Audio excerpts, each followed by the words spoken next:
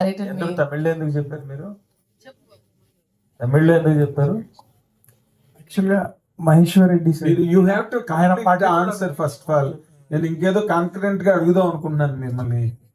ఐశ్వర్య రాజేష్ గారు ఏం లేదు, ఇప్పుడు మీరు తమిళ్లో చెప్పాడు సరే, ఫస్ట్ టైం కథ నచ్చలేదు ఎందుకంటే వాట్ హ్యాపెన్ సార్, ఇప్పుడు ఎప్పుడు నా స్క్రిప్ట్స్ అని నేను చదువుతాను సార్, ఫుల్ స్క్రిప్ట్. ఓకే, తమిళ్లో కూడా తమిళ్లో కూడా ఓకే 100% బౌండ్ స్క్రిప్ట్ చదివి కానీ నేను ఆ స్క్రిప్ట్ కి ఓకే చెప్పాను sir.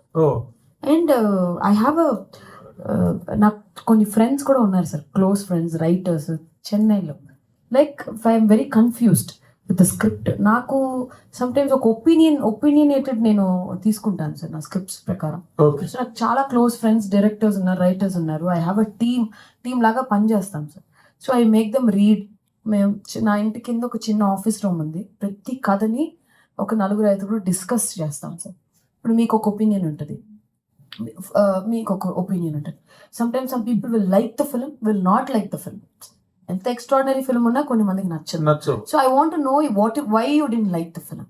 So I want know your point of view అని మేము ఒక డిస్కషన్ చేస్తాం. So that's the same way నాకు దర్శన్ కథలో I was not able to take one. నేను ఫుల్ స్క్రిప్ట్ చదివాను సార్, బాగుండు. Then I made one of my friend writer who is a Tamil guy who read the script. Savari Muthu అని చెప్పి he read the script. Then I took Savari's help అనమాట. I said Savari ఇది எனக்கு కొంచెం confusion ఇருக்கு, ఇది எப்படி తమిళ్లో work out అవ్వమా తెలుగులో work out. Like we have like 2-3 hours discussions.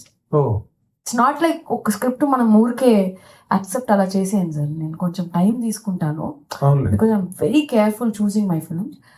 అప్పుడు శబరి నేను we got into a call. We had 2 hours conference call.